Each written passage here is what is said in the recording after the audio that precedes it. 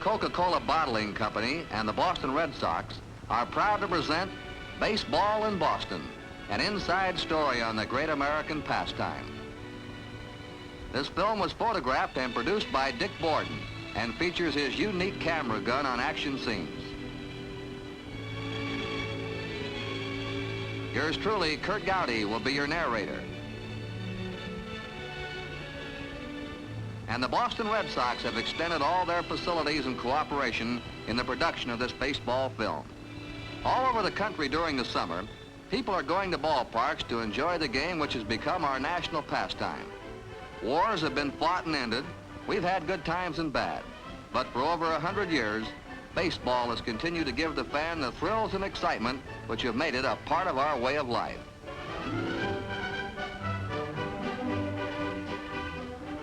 Our ball game is here at Fenway Park in Boston, where plenty of ice-cold Coca-Cola is being brought in for the enjoyment of the fans. Long before game time, the park is being readied for today's game. Fenway Park is one of the country's best kept and cleanest baseball plants. Beneath the stand, boys bag peanuts, and as soon as our opposing managers have given the nod, the final lineup is printed in the day's program. You can't tell the players without a number. There'll be plenty of hot dogs on hand, too. Our fans have bought their tickets and programs. They're moving in now, and these folks come from all over New England. Meantime, the players are getting ready down in the clubhouses. Here's Billy Goodman putting on the traditional white uniform of the home team. Red Sox trainer Jack Fadden is working on pitcher Mel Parnell. That arm's a big investment for the Red Sox. Baseballs autographed by the stars give happiness to many youngsters, and Sam Mealy gladly obliges. Well, we've got a beautiful day for a game, and while you're there in person, thousands of other fans in every corner of New England will follow the game by radio. Television cameras will cover every play, and press photographers will shoot the highlight action for the newspapers and wire services.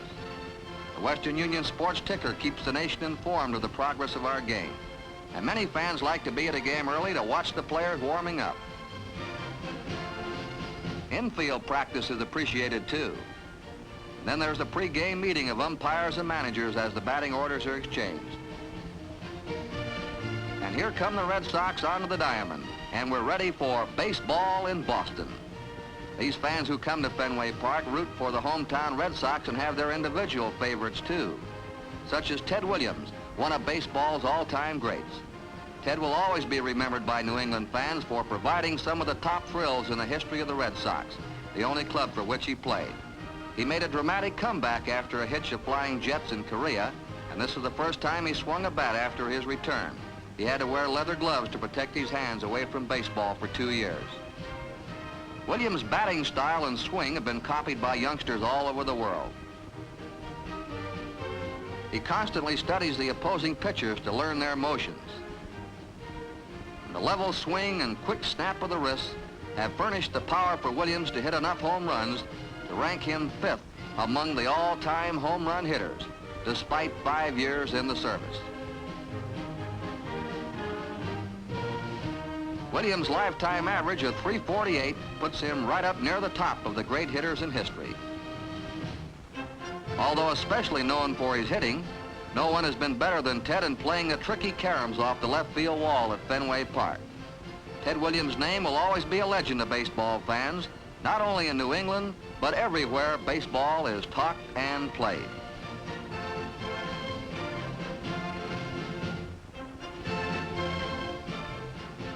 Another Boston favorite is outfielder Jimmy Piersall, who has thrilled fans around the American League with his spectacular play. Piersall has made almost unbelievable catches and throws since he came to the Red Sox in 1952. Folks in Waterbury, Connecticut are mighty proud of their hometown boy, who has become one of the bright stars of baseball. The only drives that Piersall doesn't catch are those hit into home run territory. Right now, he's more concerned over his teammate Jackie Jensen, because Jim knows how it feels to slam into those fences and stands. In the field, at bat, or on the bases, Jim is a constant threat to the opposition, and this steal of home is typical of the verve with which Jimmy Pearsall plays baseball. Jackie Jensen is another member of one of baseball's finest outfields. The husky blonde from California possesses all the physical qualities that go to make up a real big leaguer. He has power at the plate. His outstanding speed and quick breaking ability won him top base stealing honors in the American League. Now it looks as if Jackie is an easy out here. Now watch this beautiful fadeaway slide. He's safe, and you had to see that one to believe it. Jensen is quite a defensive player, too.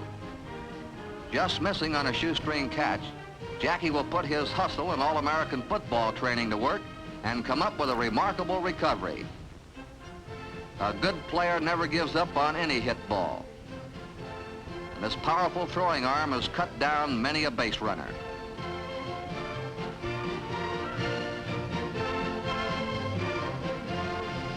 Another Fenway Park favorite is Billy Goodman, baseball's handyman, who can and has played as many as 5 different positions in one season.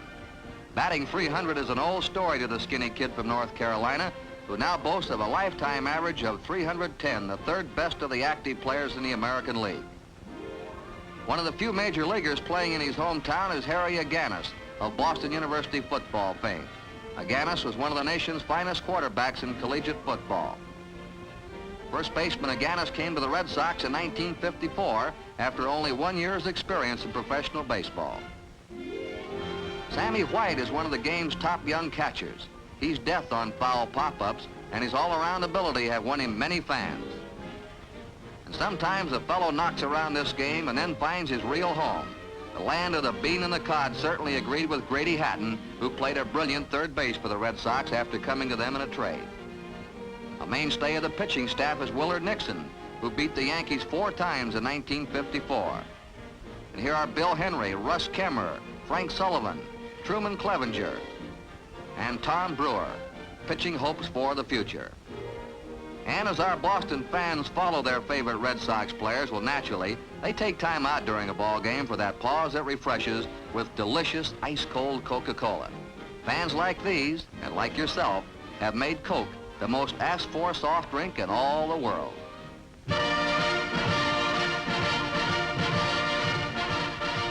The baseball season takes a break, too. For the 1954 All-Star Game, let's take a quick jump into the wigwam of the Cleveland Indians on the shores of Lake Erie and look over some of the stars who comprise the who's who of baseball. It was All-Star Game number 10 for Ted Williams. Jim Pearsall was playing in his first. Leo DeRocher was one of the National League coaches. In October of this same season, he led his New York Giants to the World Championship in this same Cleveland ballpark. Roy Campanella of the Brooklyn Dodgers, and Ted Kluszewski, Cincinnati's home run slugger. Brooklyn fans will take their Duke Snider. Amazing Willie Mays of the New York Giants. This is one time his cap isn't falling off. Stan Musial, the National League's top lifetime hitter. A crowd of nearly 70,000 watched this spectacle.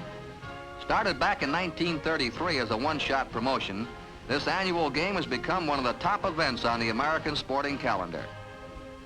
The American League had Scrappy Nelson Fox of the White Sox. Al Rosen, the popular third baseman of the Cleveland Indians. Chico Carrasquel, Chicago's brilliant shortstop. He's a long way from his native Venezuela. And Larry Doby, the American League's top home run hitter for 1954. The American League had the edge going into this game with 12 victories against the National League's 8. And for the fans who like plenty of scoring and base hits, this All-Star game was their dish. Here's Stan Musial connecting for the Nationals.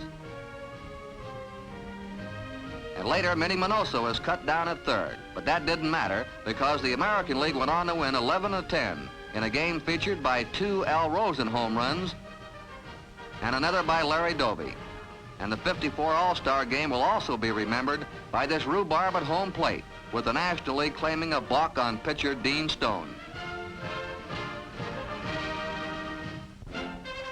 With the All-Star Game history, let's get on back to Boston because we've got lots of baseball left in the second half of the season. The Red Sox are in for another homestand. It's a chance to watch some of the greatest stars in the game. No matter who you're rooting for, you always enjoy watching the performers who have that extra bit of class. Big crowds like this mean that one of baseball's most colorful rivalries is on. The Yankees are in Boston. Hey, there's Irv Norton, the Yankee outfielder. Keep your eyes on Bill Skowron. He's a real comer. Joe Collins, the Yankees' nifty first baseman. One of the fastest men to ever play in the big leagues is Mickey Mantle, who can beat you with a bunt or a home run. Now the Cleveland Indians are in town, led by the chief himself, manager Al Lopez. Bob Lemon, one of the top pitchers in the game today. He's a perennial 20-game winner. The American League batting champ of 1954, Bobby Avila. You all know this feller. First name's Bob, and his lightning fastball has slipped past many a 300 hitter for a third strike. Also hard-hitting Al Rosen, Cleveland's third baseman. Al Smith flips down the sunglasses without losing his bead on a fly ball. Every team coming into Boston during the season brings named players. Bullet Bob Turley will be fireballing for the Yankees from now on. Baltimore fans hated to see him leave the Orioles. Detroit features hard-hitting third baseman Ray Boone. He loves it in Boston. He has a lifetime average of 400 at Fenway Park. Minnie Minoso of the White Sox are the real crowd pleaser. Bill Tuttle of the Tigers, one of the finest defensive center fielders in the league. Another bright young star is Bob Finnegan of the Athletics. They'll like his hitting in Kansas City. And the Iron Man currently in the majors is Eddie Yost. He hasn't missed a game since 1949. And Mickey Vernon with the Washington Senators. In the stands, the fans stir around in anticipation of the game and refresh with ice-cold Coca-Cola. Baseball has a big heart, too. Wounded war veterans are invited guests. Thousands of New England youngsters take advantage of Red Sox hospitality each season. And the Red Sox have contributed heavily in the fight for little children inflicted with cancer through their helping hand to the Jimmy Fund. Now let's watch some typical action you would see at Fenway Park during a season and pick out some of the inside factors that make the game so enjoyable to a true fan. Constant communication takes place during a ball game, from the dugout to the coaching boxes to the players. This base runner has received his instructions from his first base coach. Players must think ahead to the next play. With a runner on first base, a bunt might be called for. A good bunt which moves a man safely into scoring position sometimes is the key to the outcome of a game. Here's a well-executed sacrifice as the batter has given himself up. A team must have a good defense against the bunt also. Look at that third baseman charging in, and the pitcher has to dash off the mound to cover. In fact, every man on the defense is on the move in a bunt situation. And now the pitcher gambles for a force out at second and loses. This one play might turn the entire game around. For those who like their inside baseball, the double play is one of the game's most fascinating tactics. Here's shortstop Willie Miranda starting a double play which will go from short to second to first. The double play combination of the shortstop and second baseman is the lifeline of the pitching staff, and very few teams have ever won the pennant without a slick pair around second base. To the offensive team, hitting into the double play kills many a rally. Watch the base runner go for the shortstop here and try to break up his throw to first base. On these takeout plays at second, some real football blocks can be thrown. Left-handed hitters with speed, such as Larry Doby, are hard men to double up. In making the double play, let's look at another takeout attempt. Notice the coordination and acrobatics required of an infielder to get his throw away. A good infielder is always in front of the ball. Despite a bobble, he'll still have a chance to get the runner. Infielders must have quick hands and reactions. Sometimes the ball doesn't bounce the way it is supposed to. There's an old saying in baseball that anyone can play the good hops, but grabbing the bad bounces is the real test.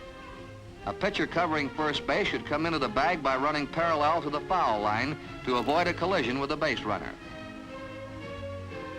The toughest play a shortstop must make is going to his right, deep in the hole, and still throwing the runner out at first base. This is the longest throw by an infielder during the course of a game. If he can consistently get his man on this play, he's a real big league shortstop. The umpires have helped make baseball a wonderful game. Sometimes the hometown fans don't quite agree with his decisions, but he's an impartial and well-trained observer who contributes honesty and hustle. He has to make hairline decisions and do it instantly. Some of his toughest decisions are at home plate, where many of the exciting plays take place. See how the home plate ump takes his mask off and moves into position to have the correct angle on the play. He's always in a better position to see the action than anyone in the entire park. At first glance, this runner is out. But no, the catcher dropped the ball and the man is safe. By being right on top of the play, the umpire was able to spot the detail that caused him to change his call. A catcher receives quite a beating at home plate. He has to block the plate and absorb the tremendous impact from the sliding runner. Now let's watch that same play in slow motion. Yogi Berra cannot hold onto the ball, and it's opposing catcher Sammy White who's on the giving, not the receiving end this time. Little things win or lose baseball games. A bare hand pickup to save time. A long stretch by the first baseman saves a precious split second also. And a runner is out instead of safe. Now here's a play that caused a hot rhubarb. From far up in the stands, the runner looks out as he's tagged off the base. Once again, our faithful umpire was alert and had the best position to see the play.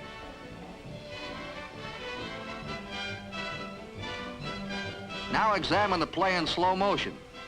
Watch the third baseman push the runner off the bag with his tag. All the arguing in the world isn't going to help. The umpire was in the right spot, honestly judged the play, and believes in his own decision. Now here's another one. It's an involved rundown play. How does it look from your grandstand seat? Safe or out? Slow motion gives you a better look. Note how the infielder has his glove down so the runner tags himself coming into the bag.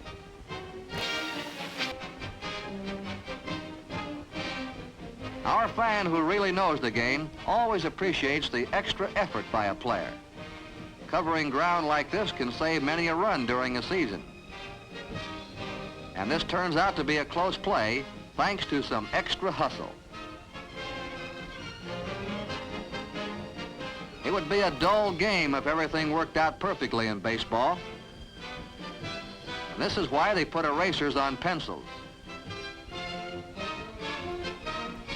Despite a fall-away slide, this runner is still out.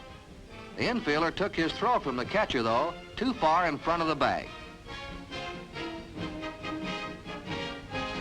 When a fleet runner like Mickey Mantle takes off, everyone has to be on their toes. How do you call this play? Our slow motion camera gives you more time than the umpire had. The slide at first base is to save a valuable split second. If you're wondering about injuries, Mantle tripped over the bag, not the pitcher's foot, and everything was all right, especially for the Red Sox, since this was the last out of a Red Sox win over the Yankees. And our ball game is over. The fans have really seen some inside baseball. In case of rain tonight, this nylon tarp will assure a dry field tomorrow, because there's always another tomorrow for baseball men. Brilliant young kids like left-handed bonus pitcher Frank Baumann must be signed. Heading a baseball organization of over 250 players, front office staffs, and scouts is a big job, and a former all-time great player and manager like Joe Cronin is just the man to fill it. Red Sox have 138 players now in the uniform of Uncle Sam. At Fort Jackson, South Carolina, 4 future Sox stars are members of the famous Screaming Eagle division. Fay Throneberry, who played outfield for the Red Sox in 1952. Frank LaMonica, an infielder from California. Joe Tanner, a shortstop from the University of Texas. And Haywood Sullivan, an All-American football quarterback of Florida and quite a catching prospect. These boys are just like hundreds of other young fellows. They're trying to do as good a job for Uncle Sam as they've done on the ball field. Most of them will take up their baseball careers again when they've completed their stretch in the service. Some of them will come out and move into the major leagues. The majority will go back to the minors and get the experience to work their way up. These sights must be familiar to many of you ex-GIs. Here at Fort Jackson, these young stars of the future have developed into good soldiers. There is a depth in firing mortars as they are in throwing a baseball. This is even hotter than an argument at home plate. And these 105mm howitzers are just like the siege gun hitters in the majors. And the boys can handle the 75mm recoilless rifle, too. It's not all work for our Red Sox Army lads, though. There's time for worship. And time to relax. To take that refreshing break for those bull sessions where naturally baseball is the topic of conversation, as these young hopefuls look forward to the day when they'll be wearing this emblem. Well, that's our Boston baseball story. It's a story which has a new edition every summer, but always a different script. Baseball in Boston means excitement, color, drama. Baseball fans never tire of seeing and talking about the game they love. The stars of today hold the spotlight, but the youngsters are on their way up to replace them in the future. The Boston Red Sox, who bottles delicious Coca-Cola, hope you've enjoyed this inside story. We thank you for your loyalty to baseball, to the Red Sox, and to Coca-Cola, the unique product that has become as much a part of American life as baseball itself. And remember, whether you're a player in the clubhouse or a fan in the stands, whoever you are, whatever you do, wherever you may be, when you think of refreshment, think of Coca-Cola, for Coca-Cola makes any pause the pause that refreshes. And ice-cold Coca-Cola is everywhere.